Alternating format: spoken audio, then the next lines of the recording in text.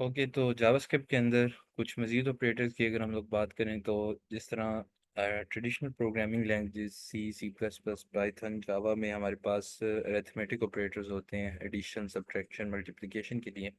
Exactly वही operators हमारे पास यहाँ पे भी अवेलेबल हैं इन एग्जैक्ट सेम रिप्रेजेंटेशन। लेकिन कंडीशन इसमें यही है कि आपके जो ऑपरेटर्स हैं उनके जो ऑपरेंड्स होंगे वो न्यूमेरिक होने ज़रूरी हैं। इन सम केसेस ऐसा भी होगा कि ऑटोमेटिकली इसको कन्वर्ट कर लेगा इन नंबर।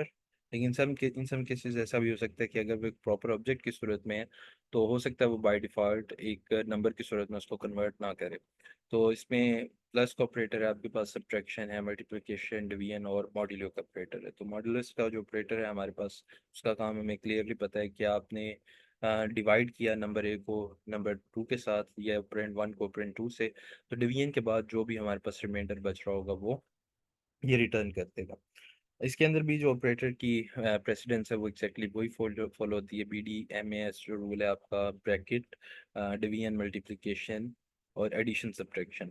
तो सेम यही रूल यहाँ पे अप्लाई होता है और उस रूल को ये की प्रैक्टिस के लिए एक एक्टिविटी ऑलरेडी डिज़ाइन की हुई है कि आपने डॉग की एज को इनपुट लेना है यूज़र से और आपने उस डॉग एज को कन्वर्ट करना है ह्यूमन एज कि अगर डॉग एज को हम लोग कैलकुलेट करेंगे ह्यूमन ईयर्स के अंदर तो वो कितने साल की उम्र बनती है। फार्मूला उसमें क्या है कि पहले डॉग एज में से माइनस को टू करना है आपने, फिर जो भी इसका आंसर आ रहा है उसको आपने फोर से मल्टीप्लाई करना है और जो इस पूरी एक्सप्रेशन का आंसर आ रहा होगा उसमें आपने 21 को ऐड करवाना है। तो ये एक फार्मूला उसने दिया हुआ है इसकी प्रैक्टिस, आपकी प्रैक्टिस के लिए कि आप इन ऑपरेटर की प्रैक्टिस वगैरह कर लें और इसकी जो प्रेसिडेंस है उसको भी चेक कर लें। अगर आप प्रॉपर यूज़ नहीं करेंगे ब्रैकेट्स वगैरह तो इसके रिजल्ट्स टोटली डिफरेंट होंगे। अगर आप ब्रैकेट यूज़ नहीं करेंगे तो आपको पता है कि बाय प्रेसिडेंस पहले फोर मल्टीप्लाई होगा टू से, उसके बाद डॉग एज में से 8 माइनस होंगे और उसके बाद उसके अंदर 21 ऐड हो जाएंगे बाय डिफ़ॉल्ट, क्योंकि जो एक्सप्रेशन आपका एवेलुएट होता है वो लेफ्ट टू राइट होगा। तो अगर मैं लेट्स सपोज सारे के सारे प्लस के ऑपरेटर यूज़ हुए हैं तो सबसे पहले जो लेफ्ट वाले दो ऑपरेंड्स होंगे उनको ऐड किया जाएगा, फिर उसके बाद राइट की तरफ ये वन बाय वन चलता जाएगा। तो क्योंकि इसके अंदर जो सबसे हाईएस्ट प्रेसिडेंस होगी अगर ब्रैकेट एग्जिस्ट नहीं करती तो वो फोर मल्टीप्लाई बाय टू की है। तो पहले four multiply by two eight evaluate होगा, उसके बाद डॉग एज में से एट को माइनस किया जाएगा, जो उसका आंसर आएगा उसके अंदर 21 को ऐड करेगा, तो इसका आंसर टोटली डिफरेंट बनता है। तो जब तक आप प्रॉपरली ब्रैकेट्स नहीं बनाएंगे तब तक ये इसको ठीक से एवेलुएट नहीं कर सकेगा। अच्छा जी, इसके अंदर भी इंक्रीमेंट और डिक्रीमेंट ऑपरेटर्स एग्जिस्ट करते हैं।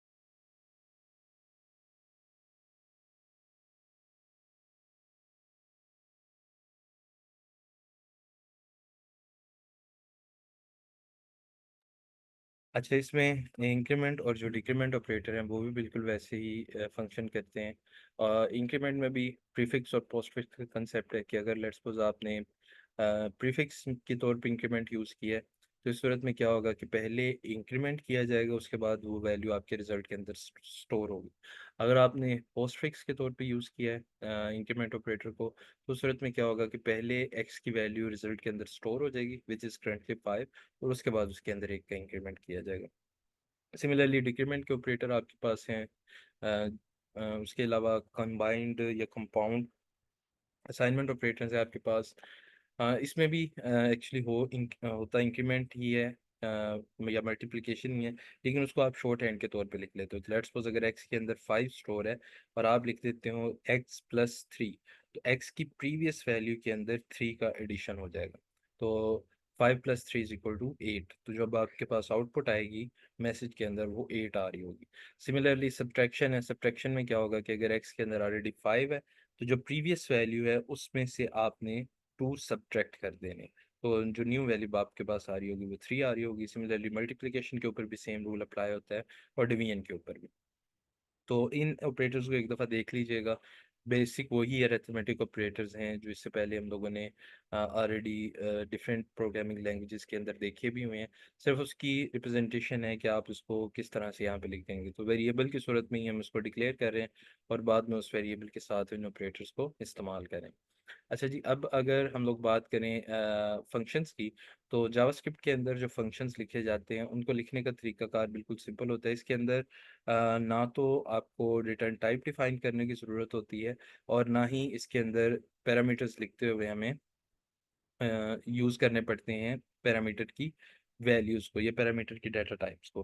फॉर एग्जांपल अगर हम लोग सोर्स में जाते हैं और स्निपेट्स के अंदर फिर एक अपना ऐड कर लेते हैं इंडेक्स पे। यस, लेट्स सपोज अगर हमें एक फंक्शन को डिफाइन करना है, तो फंक्शन डिफाइन करने के लिए सिंपली मुझे कीवर्ड यूज़ करना पड़ेगा फंक्शन, और उसके बाद फंक्शन का नेम। तो लेट्स सपोज फंक्शन का नेम मैं रख लेता हूँ कैलकुलेट एज। उसके बाद पेरेंथेसिस आपके पास आ जाएंगी और इसमें फंक्शन की बॉडी आ जाएगी। तो सिंपली हमने क्या किया है कि एक फंक्शन डिफाइन कर दिया। ट्रेडिशनली यहाँ पे हम लोग रिटर्न टाइप लिखते हैं, लेकिन यहाँ रिटर्न टाइप लिखने की ज़रूरत नहीं है। अगर कुछ रिटर्न हो भी रहा होगा तो ऑटोमेटिकली रन टाइम के ऊपर एग्जीक्यूट हो जाता है या एवेलुएट हो जाता है कि किस तरह की वैल्यू रिटर्न हो रही है। अ, ये हमारे पास आइडेंटिफायर आ गया हमारे फंक्शन का। इसमें लेट्स सपोज अगर कोई पैरामीटर्स वगैरह रिक्वायर्ड भी हैं, तो पैरामीटर हम लोग सिंपली कॉमा सेपरेट करके इस तरह से लिख लेते हैं। तो ट्रेडिशनली या सी प्लस प्लस में हमारी प्रैक्टिस ये होती है कि इसके साथ हम इसकी जो डाटा टाइप है ये डिफाइन करते हैं कि इस पैरामीटर की डाटा टाइप क्या होनी चाहिए। यहाँ पे इस प्रैक्टिस को फॉलो नहीं किया जाता। आप सिंपली नाम लिख देते हैं वेरिएबल्स के या पैरामीटर्स के, और इन पैरामीटर्स में वो वाली वैल्यूज हम लोग एक्सेप्ट कर लेते हैं। और एट द एंड अगर कुछ रिटर्न करना हो तो हम लोग उसी तरह रिटर्न कीवर्ड यूज़ करते हैं, और जो भी चीज़ हम लोग रिटर्न करना चाह रहे हैं वो रिटर्न करवा देते हैं। तो फंक्शन डिफाइन करने का तरीकाकार सिंपल ये है कि कोई रिटर्न टाइप नहीं है, सिंपल फंक्शन का कीवर्ड होता है। आइडेंटिफायर जो भी आप नाम रखना चाह रहे हैं एज पर नेमिंग कन्वेंशन आप वो नाम रखेंगे, और जो आप पैरामीटर्स लिखेंगे पैरामीटर्स के अंदर सिर्फ पैरामीटर की वैल्यूज आएंगी, पैरामीटर की कोई भी डाटा टाइप नहीं होंगी, और रिटर्न करते हुए ऑटोमेटिकली जो एक्सप्रेशन है उसको कैलकुलेट करवा लेगा। तो लेट्स सपोज इसको यूज़ कर लेते हैं। हेलो, हमने रिटर्न करवाया, हाल तो इसके अंदर कोई भी कैलकुलेशन नहीं हो रही। इस फंक्शन को अगर मुझे कहीं पे भी कॉल करना होता है तो उसके लिए सिंपली मैं फंक्शन का जो आइडेंटिफायर उसको यूज़ करूँगा, और लेट्स सपोज इसके अंदर पैरामीटर्स पास कर दूंगा 1 और 2। तो एक डमी हमने फंक्शन क्रिएट किया, ये 1 और 2 जब इसमें जाएगा तो प्रीवियस एज में 1 स्टोर हो जाएगा और न्यू एज के अंदर 2 स्टोर हो जाएगा। इन वेरिएबल्स को हमने इस्तेमाल नहीं किया, तो लेट्स सपोज इसको इस्तेमाल भी कर लेते हैं कि जी रिटर्न के अंदर प्रीवियस एज माइनस न्यू। अच्छा जी, इसको एग्जीक्यूट करके चेक करते हैं। कोई भी आउटपुट वगैरह नहीं है हमारे पास उसके अंदर ब्राउज़र स्क्रीन पे, लेकिन अगर हम लोग कंसोल के अंदर देखें तो हमारे पास -1 लिखा हुआ आ रहा है। तो बेसिकली हमने किया क्या है कि एक फंक्शन डिफाइन किया, उसको डिक्लेयर कर दिया, और उस फंक्शन को फिर कॉल किया। फंक्शन को जैसे ही हमने कॉल किया उसके अंदर मैंने 1 और 2 को की वैल्यू को पास किया। प्रीवियस एज के अंदर 1 स्टोर हो गया, न्यू एज के अंदर 2 स्टोर हो गया। 1 - 2 = -1, और ये -1 की वैल्यू हमारे पास रिटर्न हो गई है। जो भी वैल्यू आपके पास रिटर्न आ रही होगी उसको आप जिस तरह आप दूसरी लैंग्वेजेस के अंदर करते हैं किसी वेरिएबल के अंदर स्टोर करवा सकते हैं। तो लेट्स सपोज यहाँ पे मैं उस वेरिएबल का नाम एज रखवा लेता हूँ। अब जब भी मैं एज के वेरिएबल को एक्सेस करूँगा तो मेरे पास जो रिटर्न वैल्यू आई होगी वो प्रिंट हो जाए। तो लेट्स सपोज इसको दोबारा एक दफ़ा एग्जीक्यूट करते हैं, क्या आउटकम हमारे पास आती है। सिंपली हमने एंटर किया तो ये जो -1 हमारे पास इससे पहले कंसोल में शो हो रहा था, वो एक अलर्ट बॉक्स के अंदर शो हो रहा है। तो फंक्शंस डिफाइन करने का तरीकाकार इसमें रिलेटिवली आसान है, सिंपल है। सिंपल एक फंक्शन का कीवर्ड है, कोई रिटर्न टाइप वगैरह नहीं है। पैरामीटर्स डिफाइन करते हुए सिर्फ पैरामीटर्स के नाम आपने लिखने हैं, उन पैरामीटर की डाटा टाइप भी डिफाइन करने की ज़रूरत नहीं, ये ऑटोमेटिकली एवेलुएट हो जाती है रन टाइम पे। और फंक्शन को कॉल करते हुए आपने जो भी वैल्यूज़ पास की होंगी उनके मुताबिक ये जो डाटा टाइप है ये ऑटोमेटिकली सेट हो जाएगी। अच्छा जी, फंक्शंस के अलावा और कौन से कंस्ट्रेंट्स हमारे पास हो सकते हैं? हाँ जी, कंसोल डॉट लॉग का फंक्शन आपने इससे पहले देखा है, लेकिन उसकी ज़रा डॉक्यूमेंटेशन यहाँ पे हमारे पास आ गई है कि अगर आप अलर्ट का मैसेज लिखते हैं तो आपके ब्राउज़र स्क्रीन के ऊपर एक मैसेज शो हो जाता है। लेकिन अगर आपने इसके जावास्क्रिप्ट के कंसोल के अंदर कोई मैसेज अपने पास प्रिंट करवा के रखना है या उसको स्टोर करवाना है, तो उसके लिए आप कंसोल डॉट लॉग को यूज़ करेंगे। तो यहाँ पे जो भी मैसेज आप इसके अंदर लिखेंगे वो आपके जावास्क्रिप्ट के कंसोल के ऊपर प्रिंट होगा, जिस तरह हमारे पास सी या सी प्लस प्लस में कंसोल स्क्रीन के ऊपर चीज़ें प्रिंट होती हैं। एक और एक्टिविटी आपके पास कि आपने गूगल के ऊपर सर्च करना है, ये कैरल आईडी क्या है। इसके अंदर आपको एक रिप्रेजेंटेशन मिलेगी एक चेस बॉक्स बॉक्स की तरह पे। वहाँ पे आपने इन टास्क को कंप्लीट करवाना है, आपने उसको मूव करवाना है सर्कल के अंदर। आपने उसको अ, सबसे ऊपर वाले राइट कॉर्नर में मूव करवाना है।